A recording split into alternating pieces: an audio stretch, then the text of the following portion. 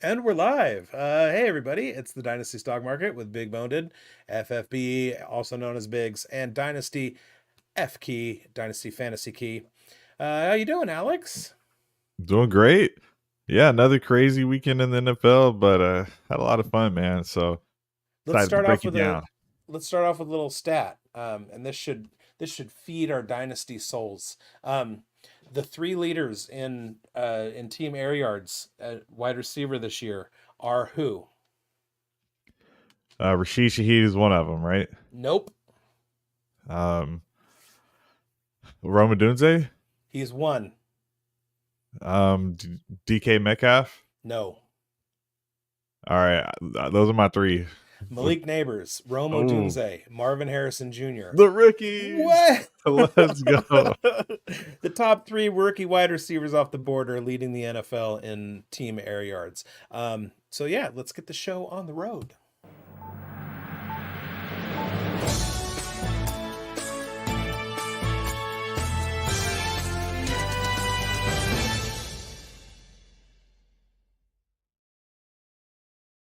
All right, it's the Dynasty Stock Market with Biggs and DFK. All right, I feel like what we should do today, we're gonna do trends.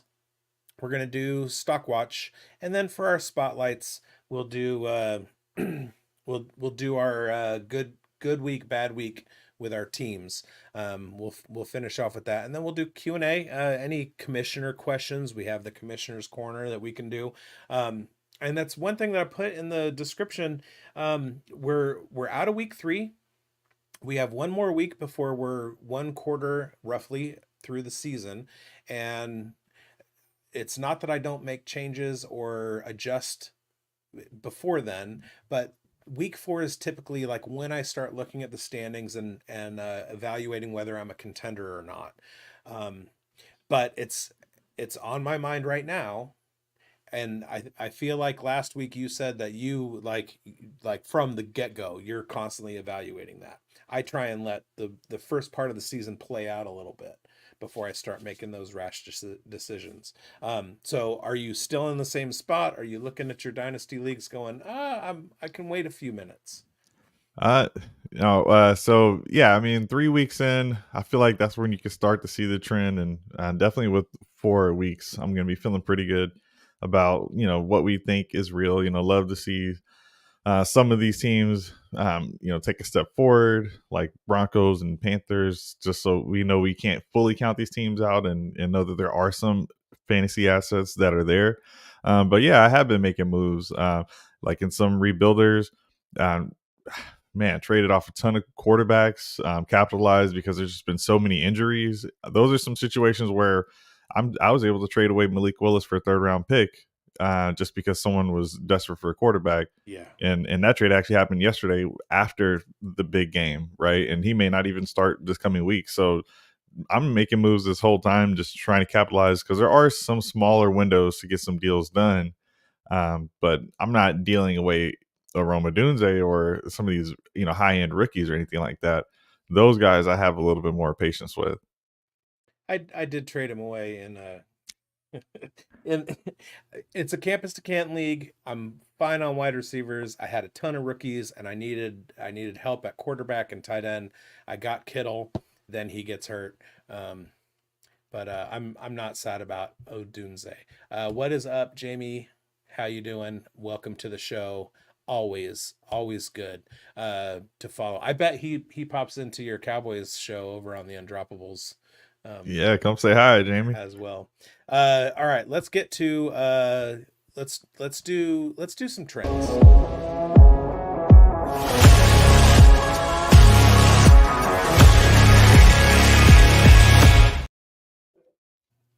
Oh, that one says yeah, oops. That's the old title. Okay. So you mentioned trading away quarterbacks, and I mentioned trying to acquire tight ends, and those are two big trends that are going on in the dynasty space right now. The tight end situation is, we thought we had a handle on it. We thought we were looking at this new era of big slot wide receivers who are gonna take over, and then a funny thing happened on the way to being right about everything. Um, we're wrong again. Uh, just a quick run through of where the tight end in PPR stands at the moment. Um, we are looking at Dallas Goddard as tight end one, Brock Bowers at tight end two, Cole Kmet at tight end three, Isaiah Likely at tight end five, Trey McBride at tight end four, and Mike Gesicki at tight end six. I flipped the Isaiah Likely and Trey McBride. Isaiah Likely still hanging on dearly to the points that he scored in the first couple weeks. Cole Kmet Uh-huh. has been a top seven tight end, so that's a trend that's not changing. But Dallas Goddard absolutely going off. George Kittle at seven is not a surprise, although he did miss a full game and he's still tight end seven. Zach Ertz is number nine. Kyle Pitts breaking into the top 10 at number 10. And then everybody else that we thought was going to be slotting into the top 10 is not in the top 10, including Travis Kelce, Dalton Kincaid, Sam Laporta, uh, Evan Ingram, of course, but he's been hurt. None of the top guys are there. So what are Oof. you doing at the tight end position right now? Because everybody is bereft and every sorry, Yeah. everybody's bereft and everybody's scrambling. So what are you doing? Yeah, that's so rough. I mean, the elite tight end strategy did not work this season, not so far, Not and so far. I don't see it recovering. I mean, I did see a stat that the first month of the season does start slow for tight end, and there's historically more points scored as the season goes on, and that sustains throughout. But it was only, I think, a 3 point increase per game at most. But anyway, uh, what I'm doing, I'm not doing anything. I'm not going crazy to try to guess what's going to happen next at tight end. Yeah, week one, I overreacted a bit, guys, on Isaiah Likely, but that's okay. I'm gonna keep playing him because I think that the target share is going to be there, and um, play the waiver wire for the most part. Yeah. We're seeing guys that we were predicting before season to do things like a Tyler Conklin. I saw he was getting dropped in places, and that's someone you could buy low on after a good game. I'm not expecting it to be consistent, but even Johnny Munt, we have belief in Sam Darnold, who's now like a top waiver wire candidate. Well, all of those targets are going to get something, and out of my tight ends, I'm just looking for a touchdown. So there's a lot of them that could do it. I would just be playing the waiver wire for a tight end. I would not be investing any assets into tight end until right before the trade deadline, late down in the season, when you're like, okay, I know what my team is. Now I need to get this solidified piece. And even then, you may still want to play the wire. But I just don't want to invest where there's just so much chaos right now at that position. Well, borrowing a page from redraft, I've always been a tight end streamer in redraft. I do not draft tight ends until like my last. I typically play ESPN redraft leagues, and I typically do that for the content. Right. I don't really pay attention to the teams. I just go into the draft and I talk about ADPs and stuff like that preseason. And then I look at the waiver wire, like the percentages of ownership and stuff like that throughout the season. I don't really worry about winning those leagues. Dynasty on sleepers where and MFL is where I focus my weekly and daily energies. Um, but I've always been a tight end streamer, and I follow Andrew Cooper at Koopa Fiasco over on Twitter. He is the tight end guru, and he's a wonderful guest and a good dude. I consider him a friend, and one of his things is the yin and yang tight end draft uh, approach strategy, if you will, and that is to grab one of the elite tight ends and then another one who's going to be in line. Usually, it's a target leader for their team, somebody who's in line for either 10 touchdowns or 90 receptions. That's fairly rare, but within the top 15 ADP tight ends, you usually can find one of those. Taking that and the idea of streaming tight ends, I usually have an elite tight end in one of my dynasty leagues, whether it's an Njoku or a Laporta. I drafted Brock Bowers as often as I could in my rookie drafts this year, that kind of thing. But then I always do play the waiver wire. And so I've had a lot of Tyler Conklin and Hunter Henry luck this year. Um, Not so much in other leagues. There are a couple where I've, I'm flailing with Colby Parkinson or now to be fair to Andrew, I picked up Siebert for the Niners in a bunch of different leagues. And then on Sunday morning, he said Jake Tongas, California Golden Bears legend, Jake Tongas, was going to get the lion's share of the targets for the 49ers. He came out with 0 points. Siebert, who I Mm, dropped to go grab Tongas because I follow Andrew Cooper, had zero. That's on me. That's not on Cooper. I should have just gone with my first instinct. But but that's where we're at in the tight end landscape. So, uh, you're not trading. You're not like no. trying to give up assets to grab a tight end. You're playing the waiver wire. You're grabbing Hunter Henry. You're taking a chance on Johnny Munt, and the Isaiah Likely thing again. Uh, Nobody can be blamed for listening to the coach speak preseason, where it was said he was going to get slot routes and target share, and he had a huge game in week one, and then he's disappeared since then. Um, so you can't be blamed for that. Yeah. Yeah, no. And I'm not worried about it either. Uh, and there's just so many options. Like even Noah Fant had a good game, super athletic, you know, first round drafted tight end who's been left for dead. And yes, he's maybe fourth on the depth chart, but what, 6 for 60, I think he got. There's just so many different options. So you'll be okay. Don't get too desperate for tight end. Save that draft capital or any of your assets to go get you either a lock solid wide receiver or just save it for later for right before the playoffs when you know what you really need to help win that league. Yeah. And what's funny is because we're talking about trends here, the trend with tight ends so far this year has been you've been targeting tight ends who are going to score between 10 and 15 points each week. Right now, you're targeting tight ends who are going to score between 7 and 10 points each week because that's what they're doing. We got some comments. We got Jamie. I have a dynasty league with Pitts and Laporta, tight end premium, and I'm 1-3. That's how it goes. Although Pitts did have a big catch. Um, I But sold on the likely. bright news, he That's sold likely for a first. that's a great trade. That is a fantastic trade. Good job, Jamie. Boom. It's Redemption. obvious Jamie watches the show. All right. The other trend that I wanted to talk about is quarterback, because the landscape has shifted this year to the point. Well, again, 3 weeks into the season, the only major injuries that we've seen at the quarterback position have been Russell Wilson, which has allowed Justin Fields to step in, and Jordan Love, which kind of opened a door for Malik Willis. Now Tua went down and Justin Herbert went down. However, not a lot of people were in on Skylar Thompson, and nobody is going out and grabbing Easton Stick. So my point is, this year with the quarterback position, it's not the fill-ins, the Jake Browning who are coming up with, to come up to fill in with injuries. It's Sam Darnold, Derek Carr, uh, Andy Dalton, these veteran quarterbacks who have stepped into fairly nice situations and absolutely exploded. So, are these guys that have been on your bench as your QB3 guys that with little upside that you haven't been starting but are somehow like leading everything in the at the quarterback position this year, or are these again waiver wire pickups, low level trade targets if you need help at the quarterback position? Yeah, so I have some confidence that these guys will have some sustained success.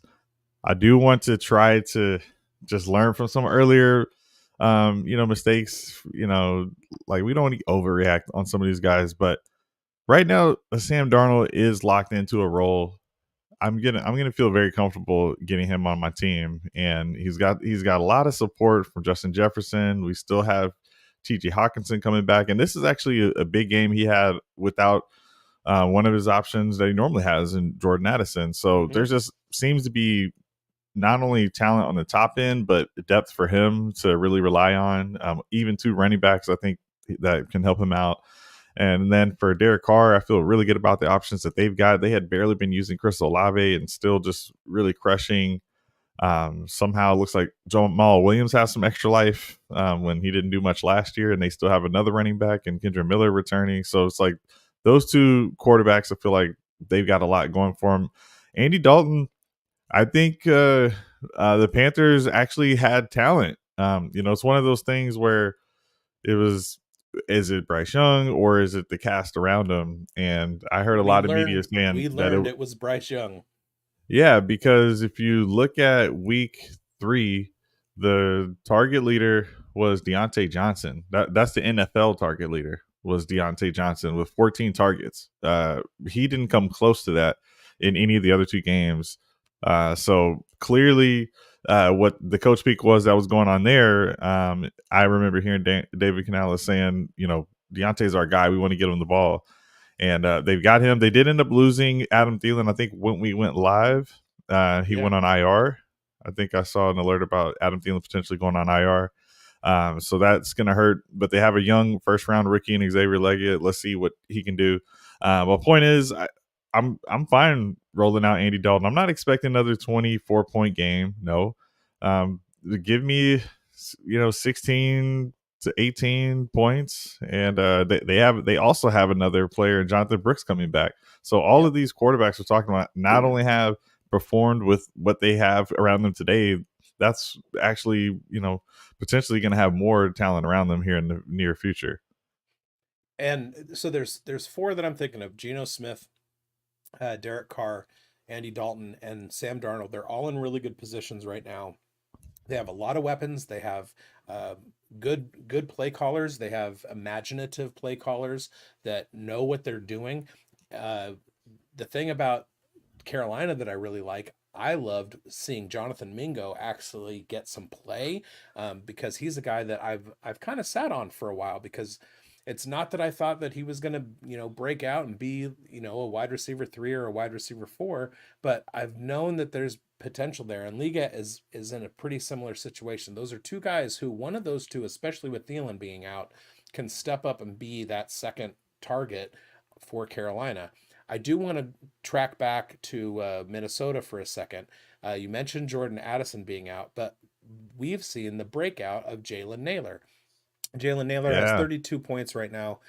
He's only 25 years old, and his 30-day trend over on Keep Trade Cut is plus 38%. His value is on fire right now, yeah. 2271. It's at a 3-month high.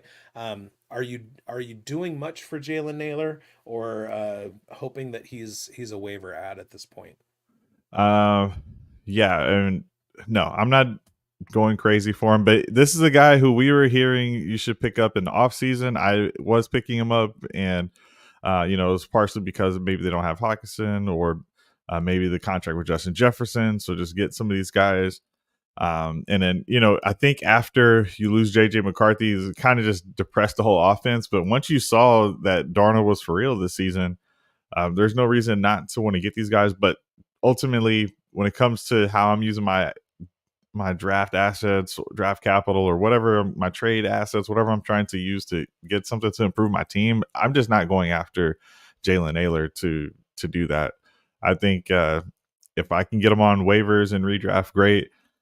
For Dynasty, I'm just not looking to invest there. You've got 2 targets that are about to come back into this offense, so we've seen it before with on this team. A KJ Osborne looks good sometimes when Yeah. he's getting opportunity, but then down the line when the starters come back, he goes to 4th string again.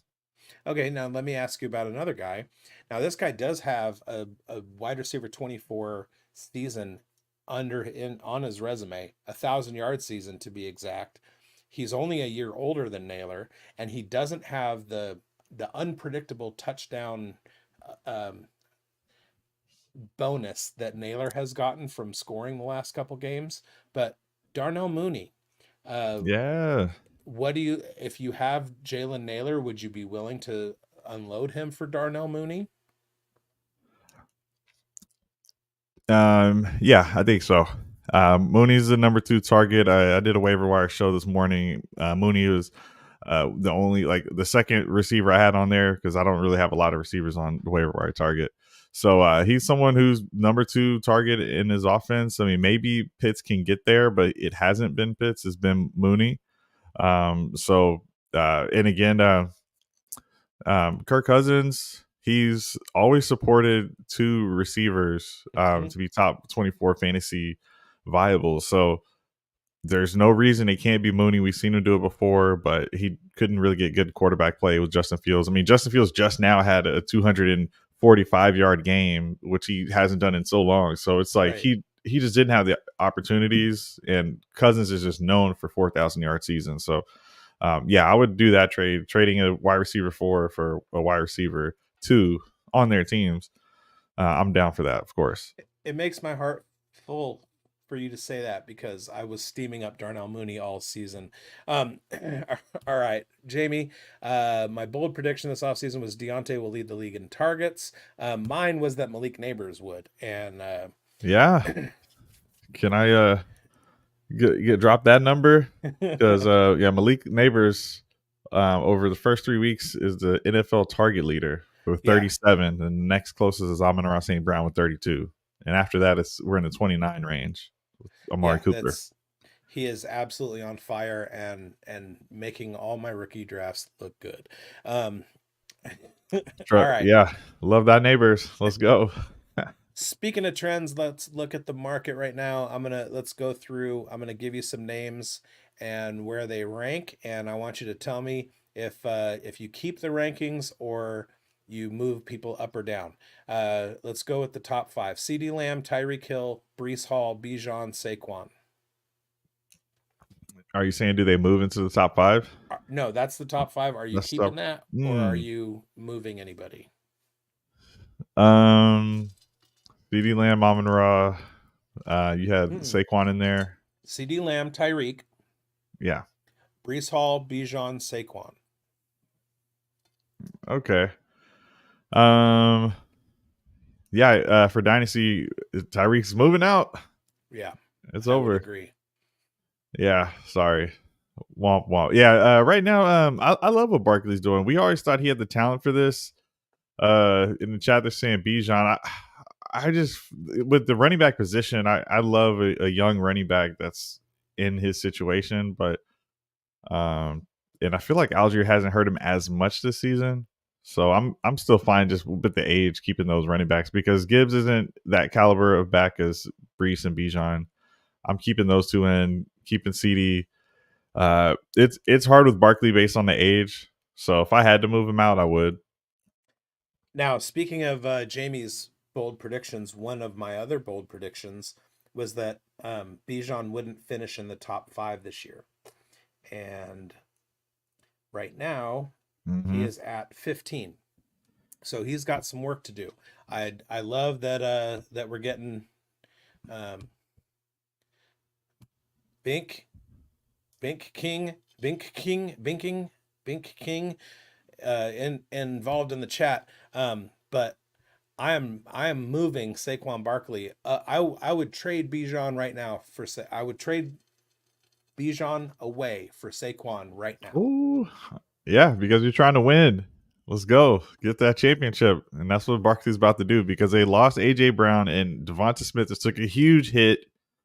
I don't know if he's going to be back next game. And Dallas Goddard, your tight end is your primary option right now on offense. No, it's not. It's actually Saquon Barkley, and that's why Right. you got to get him on your teams. AJ will be back in a few weeks. But yeah. So I my my prediction of Bijan not finishing in the top five in PPR running backs this year, and his status right now at RB15 has nothing to do with his talent level. It's with the offense, and it's a Zach Robinson offense. It's a Sean McVay offense, and he just doesn't get the target share that he needs to pop into that top five among the guys who are getting 60, 70, 80, 90 targets, like your Brees Hall and other guys. All right, let's go. Uh, Oh, thank you, Uncle Ted. Yes, Trey Tucker is very sneaky. Um, Tyler Batty, uh, s- sneaky as Yeah, he well. had But the yeah, he was the best Trey, rusher for the Broncos yesterday. yeah. I was it McLaughlin or Williams that got the touchdown though. McLaughlin. That was McLaughlin. Trey Tucker, especially if Aiden O'Connell comes back and Gardner Minshew is ceremoniously unstarted. All right, next 5 we got Amon-Ra, Justin Jefferson, Jonathan Taylor, then Nico Collins and Jamar Chase. Any quibbles with that? Or are you moving anybody there? I'm keeping those guys. Yeah, I agree. And then Kyron Williams, Jahmyr Gibbs, Garrett Wilson, Devon Achane, AJ Brown, who has taken a Yeah, serious so I guess dip. I guess you move Garrett Wilson, but like I like the guy, but for Dynasty, I'm worried about post Rodgers, and right now he's just not crushing. So I'm good with moving Wilson potentially. I thought there So was Devon one other. Achane up and Garrett Wilson down. Yeah, I like what I'm seeing with Achane. He's leading the Miami Dolphins in touches, regardless of position. Yeah, that was I was watching the Dolphins game in my 32 team league. I think I shared on this show last week that I had to he went down. I traded my 25 first, which will be a late 20s pick, and I Mm-hmm. got Skylar Thompson and Andy Dalton. And guess who I started this week? No. Skylar Thompson. Skylar Thompson. No. I won anyway, but I Congrats. would have won bigger with that's what I kind of Yeah. what was my point last week was that my team is in okay shape. It's not like I'm winning or losing based on Tua. I just panicked a little bit and it's okay. So I'm going to be starting Dalton moving forward because Yeah. Skylar Thompson broke again. Oh, But watching that game, the interesting thing to me was that Devon Achane did not skip a beat, and he was the guy that they were like, we're running everything through. I knew Tyreek Hill was a sit this week. I didn't see I just didn't think that they would rely on Devon Achane so much.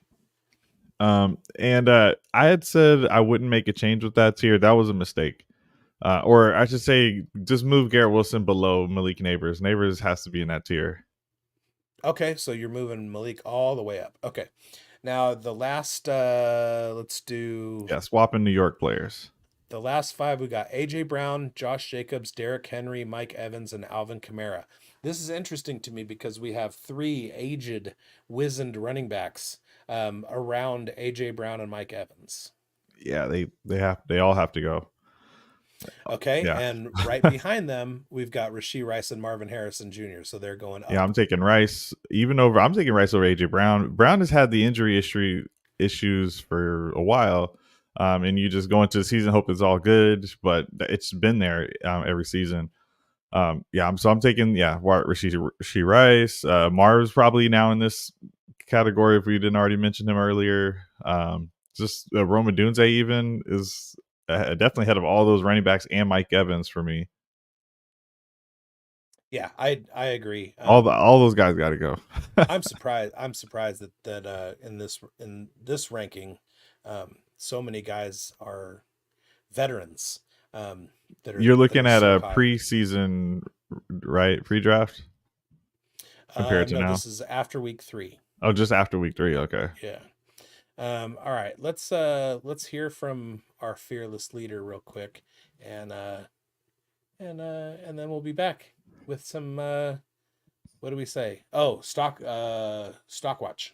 Now, I know many of you are looking for a secret weapon for your Dynasty League, and I have it. It's called the Dynasty Dominator app. You go to the App Store, go to Google Play. It's right there. It's $5 to download, and then every year it's $5 to load the next incoming class of rookies. You can add Superflex, add tight end premium. It's incredible because it allows you to look up players. It allows you to vote on whether a player is a buy, hold, or sell, and then see the market sentiment on that player. And you can compare their lifetime value rating from Player Profiler to their Dynasty ADP at the FFPC, all in the price lookup tool. And beyond that, we have a trade analyzer, so you'll never lose another Dynasty trade again. And in our settings, you can set this is a win now team, this is a rebuilding team, and then we let you compare players. Look at their metrics side by side, prospect metrics, NFL metrics. It's all there. It's $5 in the App Store. There's some add-ons for Superflex and to buy the upcoming rookie class. Every year, you're going to spend $5 on this thing, and it's going to be well worth it. Very much well worth it. All right. So it's time for Stock Watch, where we're going to give you two guys that we are trying to acquire right now, two guys that we're selling on, and we'll talk about one on each side. Let's go.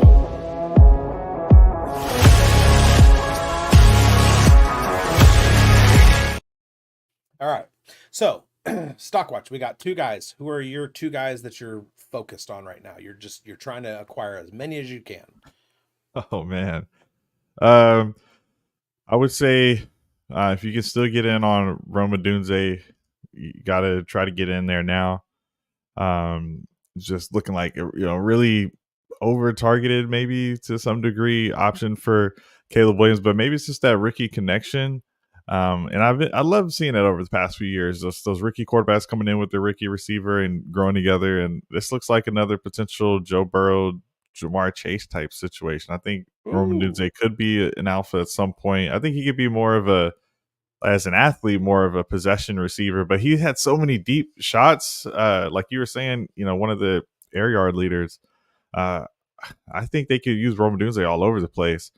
So you really only have Keenan Allen for the rest of this year, and he's barely playing. And in the Keenan Allen games, Keenan Allen himself was getting 11 targets. Well, that could be in Roman Dunze's future, like this last week where he had a ton. So I'm watching him, and I think that maybe you can still buy low on him, because it's just there's only three of these guys that I'm really feeling are super elite. So as far as the rookies are concerned, I agree. It's right now is the time to if you missed out on him in your rookie draft, and I'm not ashamed to say that there were rookie drafts that I drafted Lad McConkey when Roma Dunze was still on the board. I'll stand by it. But right now, this is the lowest that Roma Dunze is going to ever be. Before, well, not ever, but you know what I'm saying. Before everybody who doesn't watch this show starts learning about him being top 3 in air yards in the NFL. And Jamie started Odunze over Pittman this week. Pittman was a pretty big sit, especially with the emergence of Alec Pierce. Josh Downs coming back, and it's not like any of them did anything. The Jonathan Taylor show had great games too. All right, my first one that I'm going to talk about, or I'm not going to talk about, but I'm going to say go grab J.K. Dobbins as you can. I do have a lot of Kamani Vidal just because I didn't really think that J.K. Dobbins and Gus Edwards were going to last through the season, but I'm in kind of a mode where I'm not pulling Kamani Vidal off my taxi squads, and I'm trying to get J.K. Dobbins. He looks healthy. He looks okay, and he's going to be okay in that Greg Roman offense still. My focus, though, I had a really good weekend, and I'm going to talk about another Chicago Bear, and you can see from the thumbnail, I wanted to talk about J.K. Dobbins, but I also wanted to talk about Roschon Johnson. Roschon Johnson finally healthy. He outsnapped Khalil Herbert, and he outperformed DeAndre Swift. Get him now. He is my top percentage ownership in all of my dynasty leagues.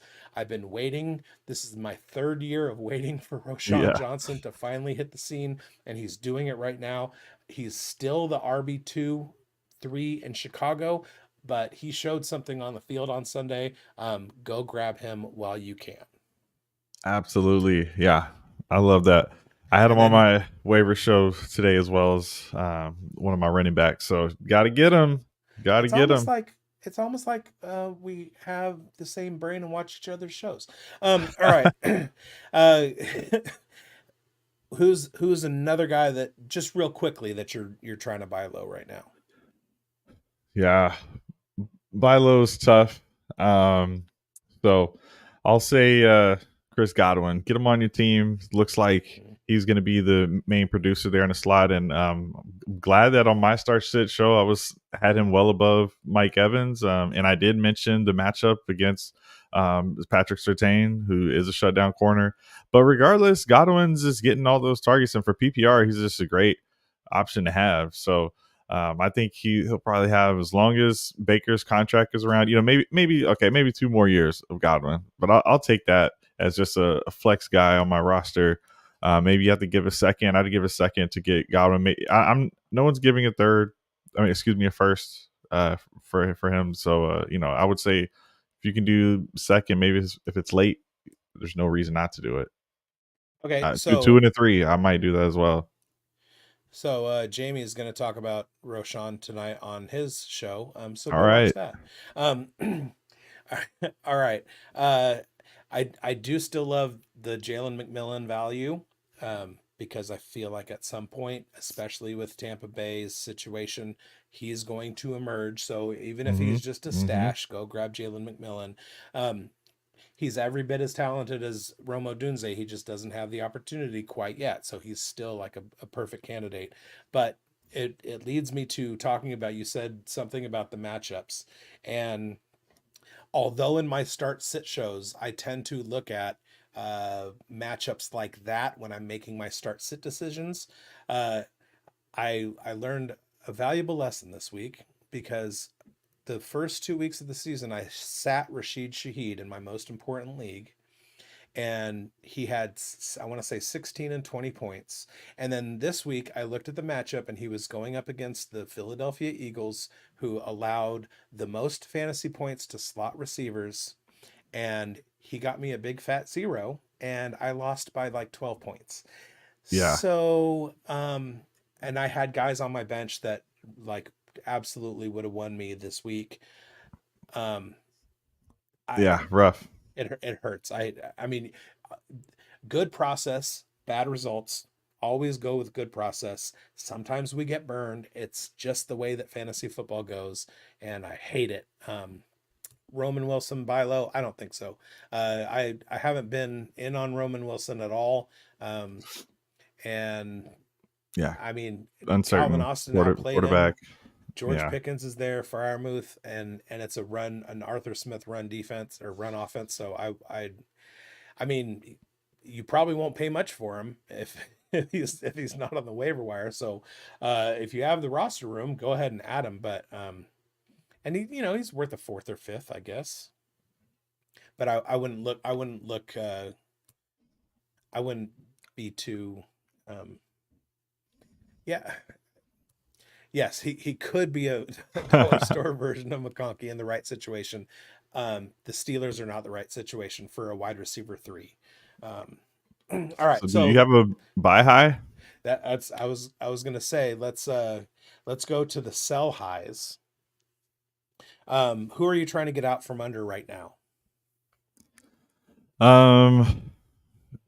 Probably gonna be I just traded away Mark Andrews, brutal. And hey, it was 418. That's 0-3. It was their second round pick. It may feel like selling low, but I just it was on a rebuilder, and I happen to have Brock Bowers and some other options. I have Bowers and Pitts, so I was like, all right, I'll just get rid of Andrews here. But I'm a little concerned with the ultimate root problem was, hey, what is the pass volume going to be for the Ravens? It's one of the reasons not a lot of receivers like to sign there. It's hard to get your numbers up. And yeah, Andrews was always the top target, but I really believe in Zay Flowers. And if Likely is going to emerge, and actually in this last week, Charlie Kolar actually played a role. And that's somebody that they like. So there is just no reason to just hold on to him when he's aging, and he's not old actually for a tight end. It's just, I don't think that he has done anything like in the past where it's like, okay, he can't do it. We know he has that in him, but a 0-point game this past week, a lot of other bad games earlier this season. It's like, even if he has a good week this week, that may be the time that you guys want to go out and try to sell high at that point. But right now it does feel like a sell low. But I don't think you're getting a first for Andrews anymore. So, I mean, to me, early second, if you can get 2 seconds, that's probably the move. Or if you can trade into, I don't know if you can trade into Brock Bowers using Andrews anymore. I don't think that's realistic. Maybe you'd have to give 2 seconds in Andrews to get to Bowers, but I'm not accepting that if I'm the Bowers owner. No, I same. Yeah, it's. I mean, and tight end is so rough. It's almost like you have to just um, stick with tight ends, play the waiver wire, and then hope that your draft picks hit at some point.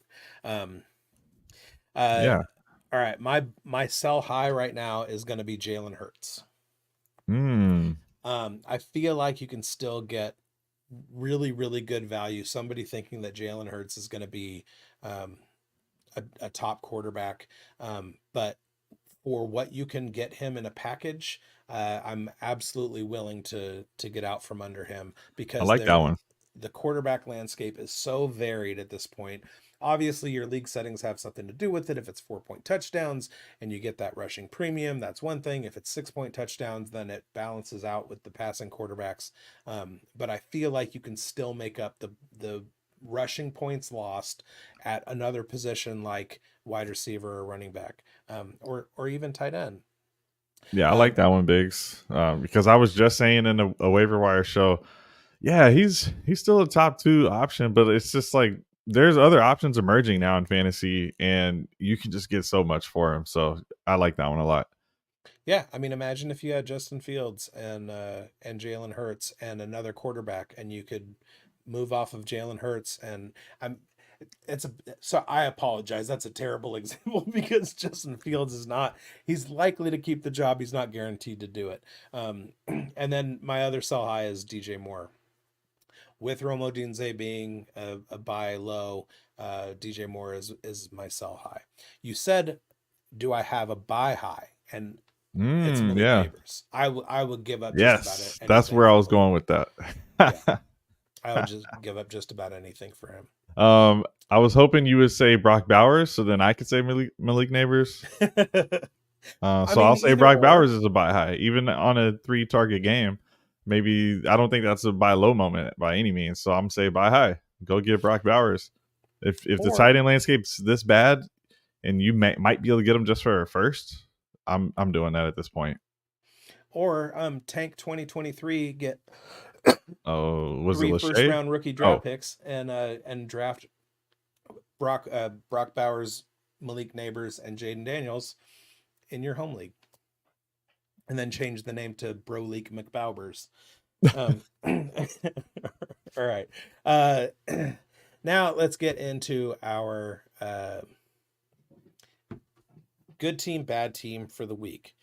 Who is your number one team for the week? all right. Number 1 NFL team for the week. No. From your dynasty leagues. Oh, right. You go first. Let me pull it back up. All right. So this is a league that I'm in. It's a hyper scoring like 12 IDP league. And when I say hyper scoring, let's just say that the median was of last week was 388. Oh man, Um, my IDP I scored 319. My opponent was 341. So your median's higher than both of us. in this league, I scored 478 points, which Woo. is and it's a league that apparently has been around for a little while. Although this is the first year that I've been in it. But I had Brock Purdy, Jaden Daniels, a ton of IDP. That's for a different show, but I took advantage in the draft of all of the linebackers and their scoring. So this was my wide receiver group, my starting wide receiver group with 478 points, all time highest point score in the league's history. Congrats. Let's go. Andre Yoshevas, Khalil Shakir, and Christian Kirk. Oh, so they didn't do anything. No, they did. That's my point. They were scoring in like the 15, 20 points each. But Okay. the whole rest of the team is so strong that I'm winning with that as my wide receiver core. Yeah, that's crazy. Yeah, you must have some good guys on defense. Ours is 19 players deep. Yours is probably 20, or maybe you just have more juice scoring, but man, it's a lot of points. Yeah. Congrats. I'll go with my home dynasty league. I needed 27 points from Jaden Daniels on Monday night to win, and he got me 28. So that thing came down to the wire. We were the top 2 scorers in the league, both of us. So it's the battle of the top 2 teams, and this is a Super Bowl contender from last year that ended up losing in there, but they're stacked. It's a team that I traded both Isaiah Likely and Jordan Mason to in the offseason and regretted it. But they started Jordan Mason instead of Kyron Williams, who went off. And if they had have played Kyron Williams and never traded for Jordan Mason in the first place, they would have beaten me because they would have only had Kyron as an option, who went off for 30, and Mason only had 10. So it's just crazy how stuff works out, because the whole time I'm regretting trading Mason, but I'm 3-0, so I've won every week, and he had won every week up to that point too. But now I'm the last remaining 3-0 team, and it's just crazy how fantasy works out sometimes. But you can obviously guess that I got Neighbors on that squad, and just gotta love Neighbors, man. He's just bailing me out. Yeah, 28 points in this league, which is standard PPR. He even threw a pass. I mean, he had a week and only 78 yards. All right, my bad team. I lost by 12 points in my home league. I did start Dak over Jaden Daniels. Dak 29.86 points, Jaden Daniels 28.06. So that was good. But I lost by 12 points, right?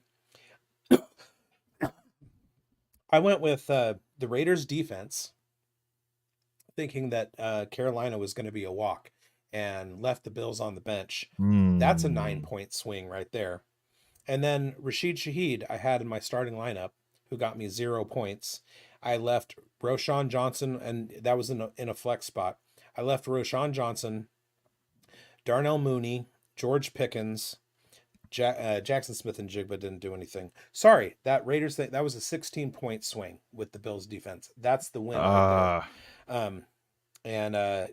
Or I left Darnell Mooney and George Pickens on the bench instead of Rashid Shaheed, and that was my loss right there. Yeah, man, that sucks. Now your bad team, make me feel better. Well, another Monday night game. I've got a 40-point lead going into the matchup, and I'm not feeling good about it. I never feel good about Monday night games. And I was playing against Jamar Chase, goes off for 26.8 points, 6 catches, 118 yards, 2 touchdowns. So he went off, and they also had Travis Etienne, just 68 yards, but he had 10.5 points. So he ended up coming back on me, beating me by 3 points. So in my big win, I ended up winning by 1, and then my big loss, I lose by 3 here. And man, when you're in so many leagues, you see a lot of razor thin matchups. I've seen some that were like 0.3 decimals apart for the victory, and I'm just like, brutal. It's gotta suck. I lost by 0.6 in a league last week. I had Etienne going, and I needed him to have a 24-point game, and the Bills absolutely just like shut the door on him. Yeah, that was an early blowout. That was terrible. Yeah, and I forgot to say, the team that I was going up against, and isn't it funny how, like, if I haven't already secured the win by Monday, start of Monday Night Football, I always lose on Monday night, or I'm already losing going into Monday night and it's a wash anyway. But Monday night, it like seems to be the killer for me. But the team that I was going up against is absolutely devastated by injuries, and the projected points, I was supposed to beat him by 40. Guess who he had in his lineup? Malik Neighbors. Juwan Jennings. Oh no, of course, duh. Yeah, because that's he's a brutal. 49ers fan. Man, should we just talk about Juwan Jennings? I feel like it's disrespectful at this point. Just dynasty value. Does this matter at all, knowing that we've got the other guys coming back? In Depot and Kittle, and maybe even CMC, or in case of emergency type of guy, trading anything for him, anything? I think that the answer to your question is it doesn't change his value at all in terms of like dynasty, like trade value or anything. But the proper question is he going to have a repeat performance like he did on Sunday? Yeah, I think the answer to that is no. I feel like I've liked him, and like he was somebody that I was paying close attention to during the offseason because of all the talk about Brandon Ayuk leaving, Debo Samuel leaving. He was like, according to some people, Debo was supposed to be a June 1 cut. Brandon Ayuk could have been traded away. And Jawan Jennings, I always thought, was some guy who could. It's a plug and play offense. It doesn't matter who is there; they're going to perform, unless it's Brandon Ayuk right now. So, I like him as a player, and I feel like right now is the worst time to try and, like, if you have him, take advantage. Like, see what you can get for him, because you can probably dangle him to somebody desperate for something. Like, this is his peak right now. Yeah. You don't have week a 4. 50-point game and then, like, your trade value goes down or Yeah. whatever. But as far as acquiring him, I don't think he's gonna repeat this. He might have another good game, another 20, 25-point game, whatever, but that's not probably going to be sustainable. We know who Jawan Jennings is, and every squirrel finds a nut. Facts. Well, maybe this week is your last chance to trade for some kind of value. If you can get a second, obviously do it. Maybe if you get a third, you also just do it anyway. I don't know. What do you need to add to Jawan Jennings to get Rome Odunze? Oh my goodness. You need to add 2 firsts or something. Let's see if we can try and put something together. All right. For me, I need 2 firsts to give up Odunze. And Jawan Jennings must be in the package. Log into a league. Let's see what I can do. Trade. There we go. Okay. Team 1 gets Malik Neighbors. And Jamie says Jennings is my fake performance on the podcast tonight. Fake, yeah. Jamie sounds like he watches our shows too. Okay, and then Jawan Jennings. All right, so we're looking at an overall value of about half. Oh no. Yeah. Keep trade cut. So to even out the trade, we're looking to add a George Pickens or Jace McClellan. Why would that even be a thing? So you add George Pickens to Jawan Jennings, and that gets you Rome Odunze. Yeah, I'm doing that. If I have Jawan, yes. Yeah, much better quarterback. Let's go. All right, that's gonna do it for us, you guys. I hope you did better in your fishbowl. Well, I can't say I hope you did better. I won mine this week than I did, because I am. If I'm not the worst Scott Fishbowl team this year, it's actually I think that's posted. Let's see where I'm at. Well, I don't want to see overall rankings, but I did beat Josh Larkey, one of Player Profiler's own, this week. We were going head to head, so that's nice. I at least got that. It's always good. I was in a league with him last year. He barely edged me out, but I'm in some deep ball leagues with like Jeff Bell and a couple other guys that I'm beating, and it's nice. It's nice when you can take those guys that we respect so much. I'm currently 3,954th in the Scott. Or no, this week I was 3,954th in the Scott Fishbowl. All right, you're on your way. Did I score the least? I did not score the least. There are 3,959 teams. So I got 195. What was your score? 90.75. I am 1, 2, 3, 4, 5. I'm 6th from the bottom, but I did better than Matthew Cooper. What's up at the Coop? Compliments to you for being worse than I was this week.